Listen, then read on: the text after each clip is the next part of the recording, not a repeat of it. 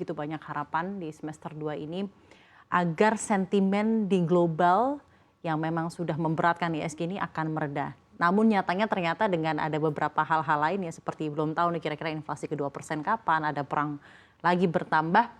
Nyatanya sepertinya sentimen global ini cukup carut-marut dan memberikan uncertainty yang cukup berat juga ya terhadap bursa efek domestik. Bagaimana tanggapan Anda mengenai hal ini? Ya, Sarvina, kalau kita lihat memang penguatan di bursa saham domestik tanah air pada hari ini tampaknya juga mengikuti pergerakan bursa saham Amerika Serikat Wall Street begitu ya, juga ditutup semeringah. Nah, penguatan saham Wall Street ini ditopang oleh positifnya kinerja keuangan emiten Amerika Serikat pada kuartal ketiga tahun ini. Nah, kalau kita lihat gitu ya, musim laporan keuangan kuartal 3 2023 sudah mulai ramai nih minggu ini dengan 11% dari konstituen S&P 500 dijadwalkan untuk melaporkan hasilnya. Nah, beberapa emiten yang ikut serta di minggu ini termasuk Johnson & Johnson, Bank of America, Netflix, dan ada juga Tesla. Nah, meski ada angin segar dari emiten di Wall Street gitu ya yang mencatatkan kinerja yang cukup solid, namun pelaku pasar tampaknya masih waspada nih terkait dengan volatilitas yang berkaitan dengan arah kebijakan The Fed dan juga konflik di Timur Tengah. Jadinya malah sulit nih untuk melangkah ke level 7.000 yang tampaknya kemarin sempat tercapai ya. Betul, sempat tercapai namun tampaknya level 6.900 ini menjadi bottleneck bagi IHSG untuk naik leveling up di atas 7.000. Dan begitu sideways di posisi-posisi 6.900-an dan 6.800-an. Saya juga curiga takutnya tentang laporan emiten keuangan kuartal 3 ini hanya bersifat temporary juga karena sebenarnya sentimen eksternal ini ada begitu banyak yang akhirnya memberatkan. Nah, di satu sisi kita ketahui China sebagai mitra dagang utama di Indonesia ini akhirnya tercermin juga kemarin surplus untuk neraca perdagangan, tapi kita bisa lihat impor menyusut dan beberapa barang impor yang menyusut itu adalah barang-barang yang sebenarnya produktif dan untuk manufaktur kita. Tentu saja ini menjadi perhatian ya, karena walaupun kalau kita lihat neraca perdagangan yang kemarin dirilis masih surplus ya Safrina di 3,42 miliar dolar, bahkan ternyata lebih tinggi ya dibandingkan dengan periode sebelumnya. Akan tetapi yang patut dicermati adalah data impor. Nilai impor bulan September tercatat 17,34 miliar dolar atau turun hingga 8,15% secara month-to-month dan juga merosot 12,45% secara year on year. Kalau secara bulanan, penurunan impor terjadi pada semua kelompok penggunaan baik konsumsi, barang modal, dan juga bahan baku penolong. Secara tahunan, impor barang modal jeblok hingga 14,8% dan juga bahan baku penolong juga merosot hingga 10%. Impor yang masih cukup rendah ini mengindikasikan kalau masyarakat tampaknya masih cenderung memilih untuk mengurangi belanja konsumsinya sehingga berpotensi membuat perekonomian Indonesia jadi sulit untuk bertumbuh. Nah, penurunan impor barang modal dan bahan baku ini terbilang tidak biasa, mengingat kedua jenis barang biasanya melesat pada September hingga Desember. Nah, kondisi ini menandai kalau jika produsen bisa saja akan menahan produksi mereka sehingga membuat dan juga menunjukkan bahwa investasi akan melemah.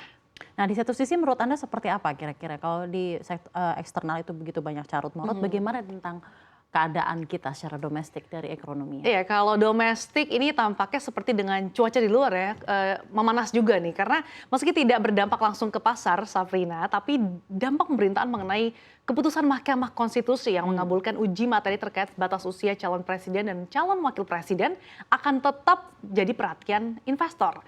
Capres dan juga cawapres sudah harus mendaftarkan diri pada 19 hingga 25 Oktober mendatang. Artinya tenggat waktunya nih makin dekat sehingga pembicaraan siapa sih cawapres akan semakin kencang ya Safrina.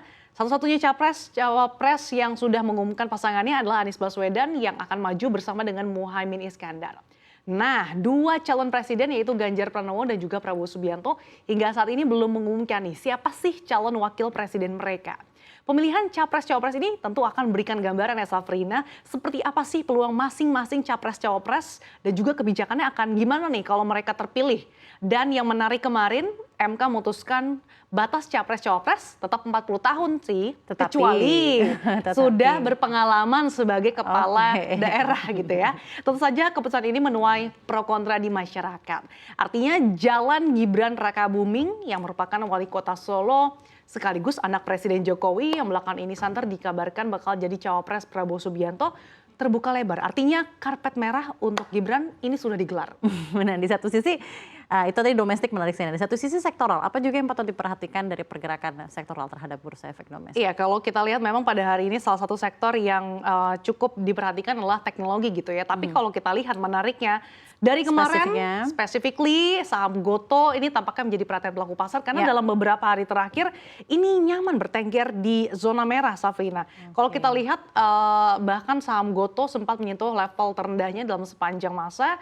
Namun Patrick Waluyo kembali beraksi nih di tengah tren negatif yang membayangi saham Gotoh, Gojek, Tokopedia tersebut.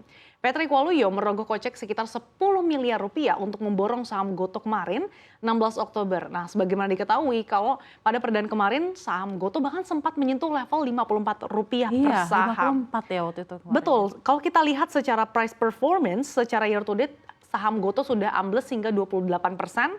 Dan secara pergerakan harian artinya saham Gotoh sudah terkoreksi atau ditutup melemah 7 hari beruntun. Dan wonder dengan pelemahan ini juga memberatkan IHSG karena market cap dari Gotoh sendiri besar. Bagaimana dengan sektor-sektor lain yang juga patut diperhatikan oleh para pelaku pasar Nah, selain cukup dari menarik teknologi? nih, Safrina. Sektor infrastruktur tampaknya 3 hari beruntun ini menjadi atau memiliki tahta tertinggi secara sektoral. Cukup anomali gitu ya di tengah proses pemulihan ekonomi Indonesia saat ini. Kalau kita lihat pada hari ini kan sektor infrastruktur ditutup bahkan menguat signifikan hingga di atas 7%. Kalau kita lihat secara rinci gitu ya, salah satu emiten yang cukup menguat signifikan adalah Jasa Marga, di mana emiten pengelola jalan tol BUMN Jasa Marga atau JSMR ini disebut sedang dalam pembicaraan nih dengan investor terkait rencana penjualan 35% saham PT Jasa Marga Trans Jawa Tol. Nilai penjualan tersebut diperkirakan mencapai 750 juta dolar atau sekitar 11,78 triliun rupiah. Dikabarkan konsorsium yang dipimpin GIC dan juga konsorsium yang dipimpin INA sedang dalam diskusi lebih lanjut untuk saham tol Trans Jawa tersebut. Kalau kita lihat pada hari ini juga saham dari Jasa Marga juga ditutup menguat hingga penguatannya 5,11% ya dan di level 4.730. Nah, sebetulnya kalau kita lihat dengan peers-nya juga hari ini emiten-emiten di saham konstruksi ini juga menguat cukup signifikan. Adikarya misalkan menguat hingga 5,75%, kemudian Wika 3,61%. Apakah ini menjadi momentum kebangkitan dari saham-saham BUMN karya dan juga konstruksi lainnya? Ya, somehow begitu menarik ya. Ini underdog sekali ya sektor dari infrastruktur ini. Namun kita harapkan juga berhasil menguatkan pergerakan IHSG yang sudah berlangsung selama 2 hari ini. Sehari ini ya, akhirnya setelah berbalik arah. Dan kita harapkan juga ada sedikit banyak harapan untuk sampai nanti penutupan di akhir pekan ini. Good news untuk IHSG ke depannya dan juga di semester 2 2023.